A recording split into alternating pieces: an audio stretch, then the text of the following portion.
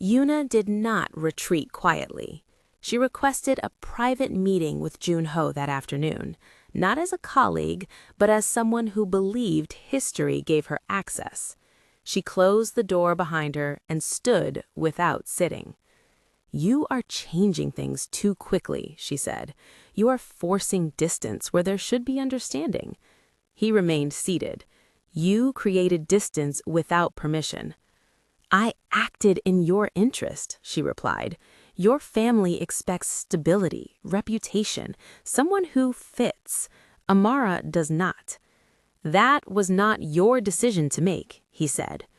"She would never last," Yuna continued. "The culture, the scrutiny, your parents, the board. I only accelerated what would have happened anyway." He stood then, calm, final. "You assumed my silence was consent." She looked at him sharply. "And it wasn't?" "No," he said. "It was trust. You violated it." The words ended the conversation, not loudly, completely. That evening, Amara submitted her progress report directly to Junho. No commentary, no hesitation. He reviewed it carefully, then walked to her desk. "You were excluded," he said. "That has been corrected." She looked at him steadily. "I did not ask to be protected." "I know," he replied. "I am not protecting you. I am taking responsibility." She nodded once. That was all. The following day, Yuna's role on the project was reassigned. Officially, it was a restructuring. Unofficially, everyone understood. She no longer spoke for Junho. She no longer framed narratives. Her presence became peripheral. Amara noticed the difference immediately. Conversations became direct. Instructions were clear. The weight she had carried quietly began to lift, not emotionally, but practically. Junho did not attempt closeness. He did not explain himself further. He allowed the work to speak first.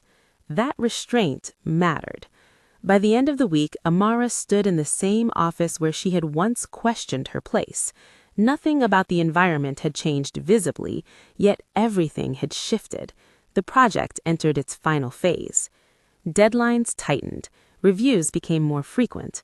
Amara moved through the office with quiet certainty, no longer second-guessing every interaction.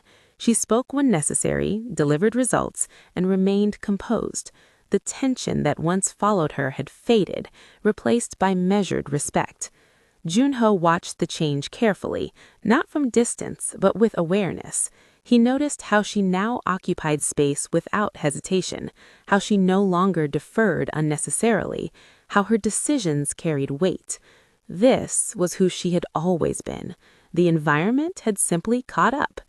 His parents requested a formal meeting, not about the project. He did not prepare Amara for it. He did not mention it at all. At the meeting, his mother spoke first. "We hear your consultant has become essential." "She has," Junho replied. His father asked, "And the complications?" "There are none, only assumptions that were never mine." Silence followed.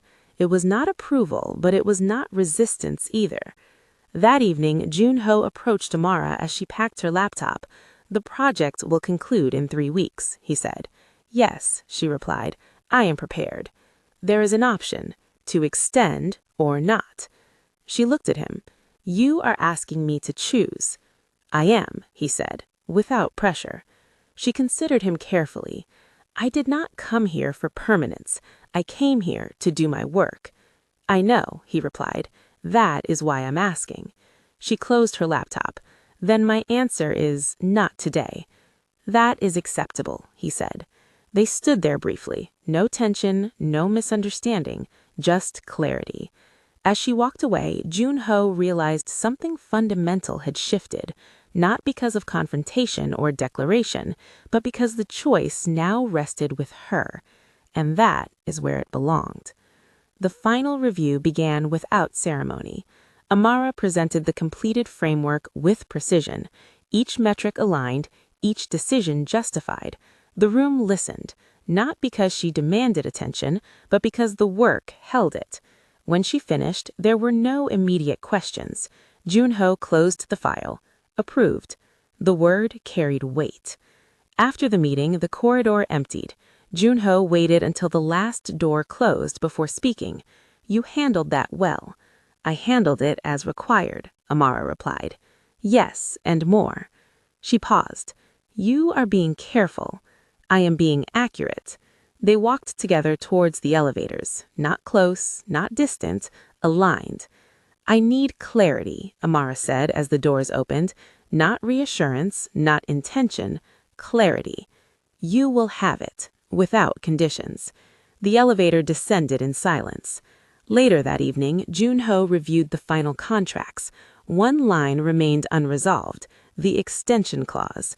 He left it untouched. The next morning, Amara submitted her decision, not verbally, in writing, clear, professional. She agreed to remain until full implementation, no additional obligations beyond scope. Junho signed without revision.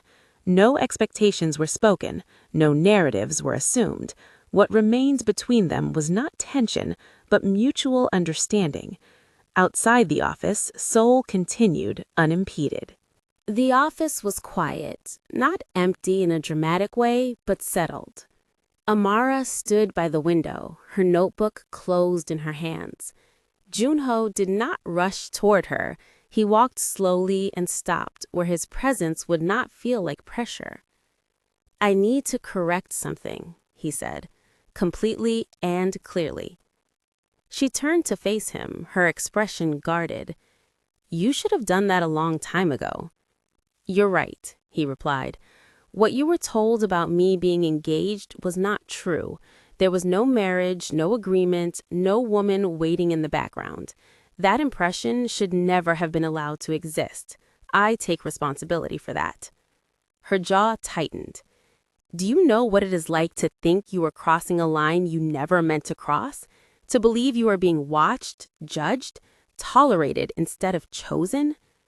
"I do," he said quietly, "because I saw the change in you, and I didn't stop it fast enough."